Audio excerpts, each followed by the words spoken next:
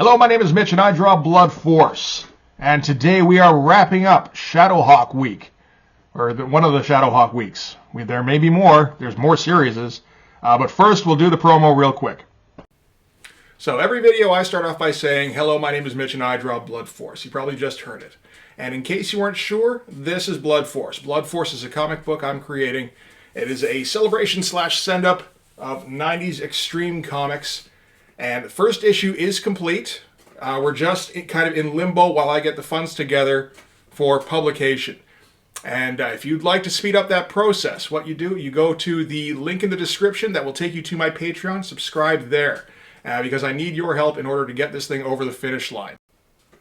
And warm fuzzies from helping a comic creator are not all you get by subscribing to my Patreon. You also get access to the entire Blood Force library, which is growing by the week, as well as all these videos and some exclusive content. So subscribe today, and soon we'll all get the Blood Force comics we've been waiting for. Thanks very much for listening. Now we'll get back to your regularly scheduled video about speed lines and shit. Alright, so we are back with Shadowhawk number 4. And this one, obviously, is a crossover with Savage Dragon. It's the crossover you never knew you didn't want. But we get... At least we get a very cool looking Erik Larsen cover. Like, oh, man. It's almost a little unfair because you see how dynamic Erik Larsen, like how, I don't know. I was going to say how effortlessly Erik Larsen makes a page dynamic. I don't know that it's effortless. I mean, particularly when you got to do this kind of perspective. But like, you look at this here, which is a pretty good cover. And then you know, but it's not dynamic. And then you get this thing here, which is done by Valentino and Erik Larsen. I wonder what the hell Valentino had to do with this. Because, I mean, everything about this says Larsen to me. Obviously the pencils, but, like, also the inks. With this is something that Erik Larsen had to do in between pages while he was working on Dragon, I would imagine. And it kind of has that Larsen sloppiness on the fingers and in the shoulder pads here and in the joints. Yeah, if Val was inking this, it would be super thick brushstrokes that look like ass. So where did Valentino do this? Like, what did he do on that? It's weird. And I think with the coloring here, I think Erik Larsen even did the colors. Because this is the same kind of highlighting he would have done on the first 3 issues in the miniseries. And we get another great looking logo. I still don't know if I agree with this kind of thing. We saw this with Savage Dragon number 2, where they do an opaque logo. And you can see the art underneath. I don't know. It helps. The silver helps. It might work in this case. And the black in the top here definitely helps to at least pop out the shadow part, so you're looking for the hawk. Interesting. And of course, this was done March '93 because Jim broke his drawing hand. So he gets a pass on that. Yep, inked and colored by Erik Larsen. Are you going to try and say that you penciled that and Erik Larsen inked it? I don't fucking think so.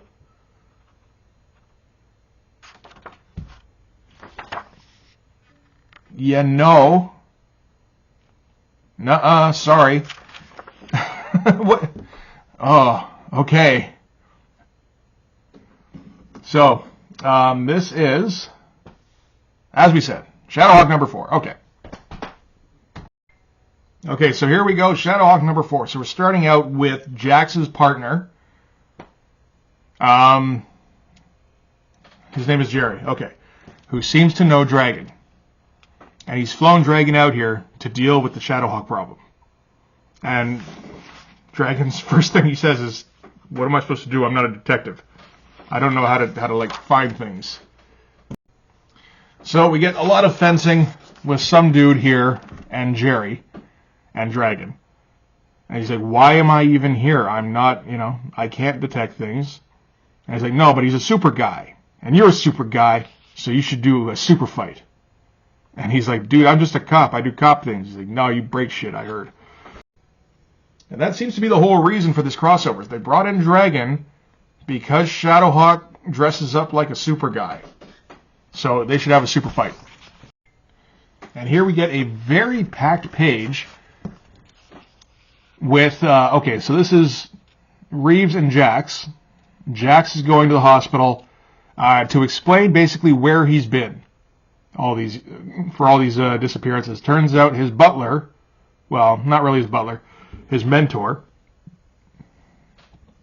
has been dying, and that's where he spends all his free time. He's like, oh, okay, weird. And then we get Paul here, who was going to visit Hojo, but it turns out Hojo died from his injuries. And then we find out that Hojo was Paul's brother. Okay. And then we get Christina, who was the cop who got kicked off the force. And she's able to visit the dude who had the M60. I mean, I guess the hospitals in this particular corner of the world are going to be pretty packed. There's going to be a lot happening in them. And then we get Arson, who goes to Vendetta, who just happens to have, like, you know, a supervillain chest plate kind of thing and yoga pants. I like how, you know, if you have a colorful nickname in comics, you probably should get some armor of some kind. Get a super suit just in case. You never know when it's going to come in handy.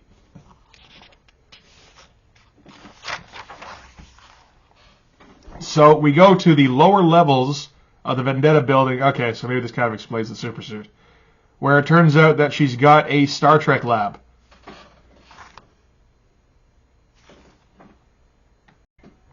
Okay, so it turns out that the Star Trek lab is here because of the others. This is where they're from. They made a lab in New York. The first one they were out in some remote area, but okay. I mean, you can't assume everything's going to end up habitated, I guess.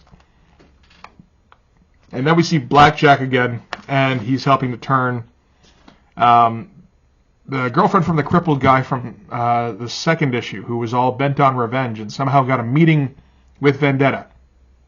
And that is Tayana. He's turning her into a super person. So Vendetta is making her own cross-eyed team. What the fuck is up with that? Come on, Jim. And so her name is Vortex. So we got Arson, Vendetta, Blackjack, and Vortex. Yeah, no, those are okay names, I guess. I mean, they don't look great, but it's fine.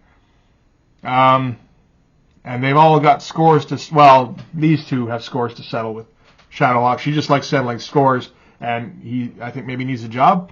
I don't know.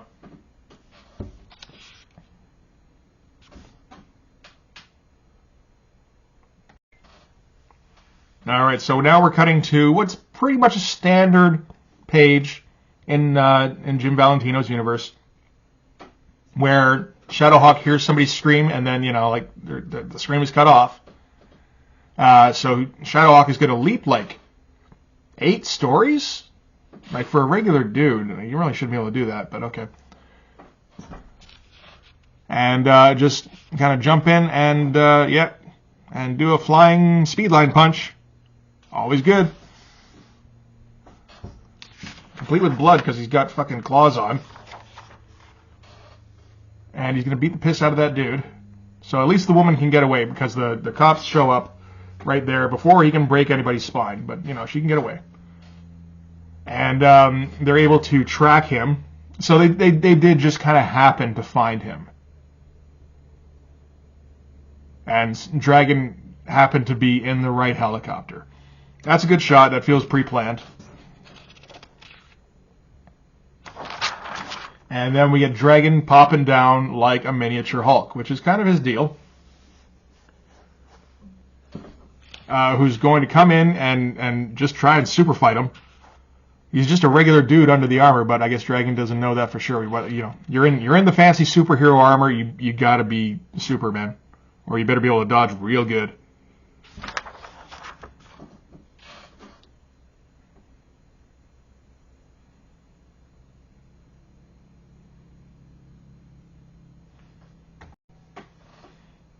he takes a pretty good hit from Dragon here, but doesn't seem to have hurt him too much. And Val can't figure out how to draw that fin. Oh, well. Apparently it took Larson a few issues, so maybe we shouldn't hold it against him. And then he does the thing, the Larson thing, where you do multiple moves in the same panel, but it's very awkward. Like, here to here is correct, but this should have been a twisting if you wanted to end up like this, instead of just drawing the same thing essentially twice.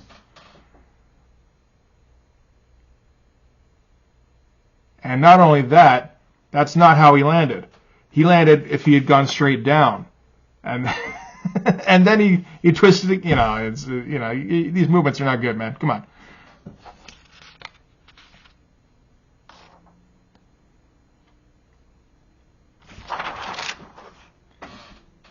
And Dragon is just gonna just wreck the shop, as he tends to do. But he tends to not engage in a ton of property damage until the other person does, as far as I've seen. But he's just gonna wreck everybody's shit.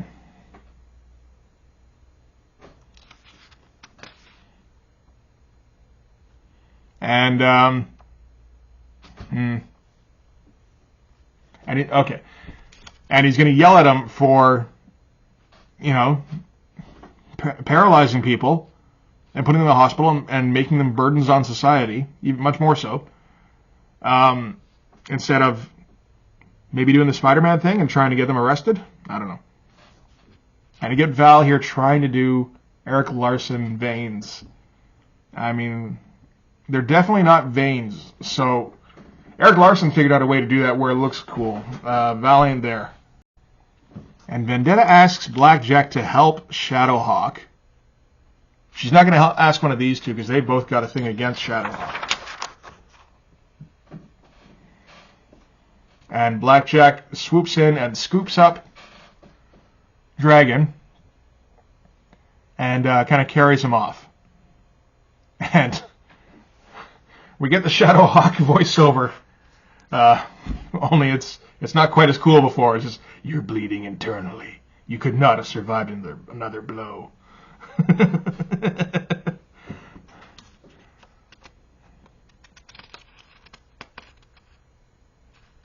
And yeah, he throws Dragon away. Shadowhawk can escape. And the rest of the guys show up.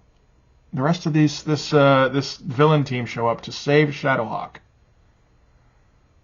And Shadowhawk's like, how can I trust you? And it's like, you don't have to. You can't do anything.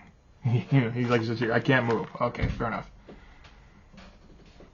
And they come up with a storm, and that makes them disappear.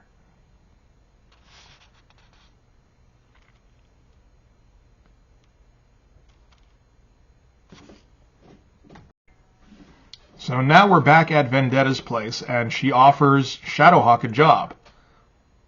And he's like, well, no, I'm not a criminal. And she's like, well, then we're just going to turn you in. So he jumps out a window. And nobody tries to go after him or bring him back or anything. So obviously, since this is his book, he did survive. And so that fight with Savage Dragon is over. He's just going to go back to Chicago now. And Valentino flat out steals an Eric Larson panel. I'm guessing he asked him first. Because that is absolutely not his style. Like his drawing style. And Shadowhawk is kind of stuck pondering the fact that he's being attacked by cops. And super cops at that. So they've stepped it up the game a bit. And being offered jobs by criminals. And maybe that's a bad thing. And he should not be breaking people's spines. So yeah, well, duh, but it's a cool shot. Decent shot to end on.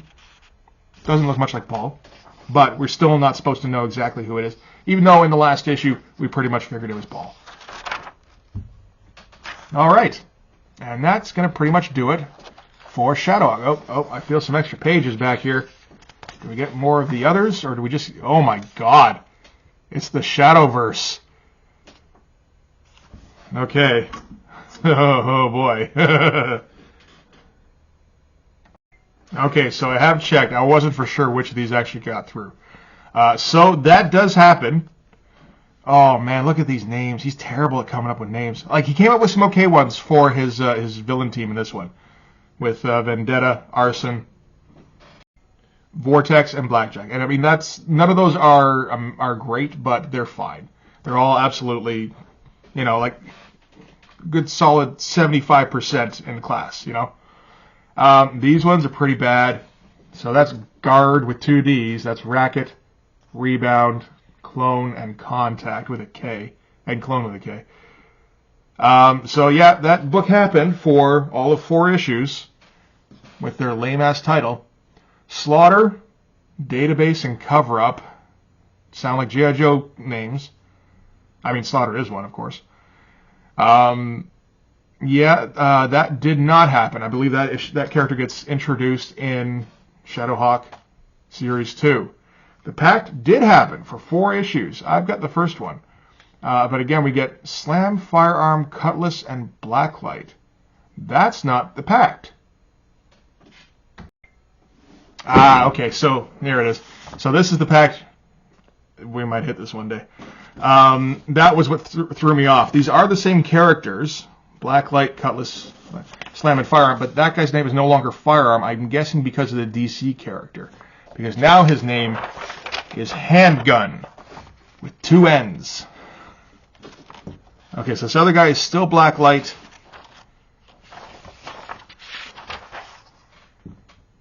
So that was supposed to be Slam. Yep, Slam. And who's the other one? Cutlass. I don't want to describe, but like, you look how bad this is.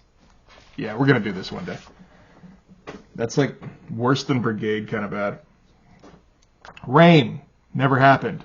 New Alliance with the American Crusader, Swift Kick. Isn't that a G.I. Joe character? Alpha. Like, this is the Hornet, Hurricane, Hotshot, and Hard Edge. Like, this is probably the problem, is that you can't name these characters these names. These are, like, there's no way that these names aren't already trademarked. Gee, you think nobody's ever heard of the Hurricane before? Or Alpha? Jesus Christ. Oh, and we get more others.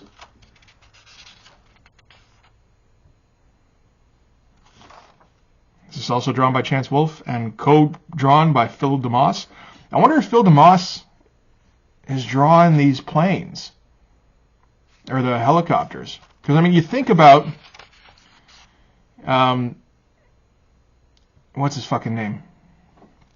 The dude who did Infinity. Richard Horry. He was technical assistant on some Liefeld stuff. I haven't seen anything from the textures in Shadowhawk saying that Chance Wolfe can do these helicopters. I don't know, maybe.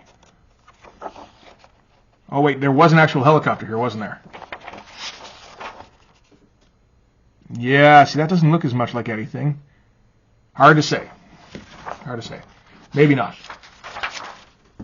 So, yeah, I would guess probably not, because there's nothing else to this. They're off in the middle of the Arctic somewhere.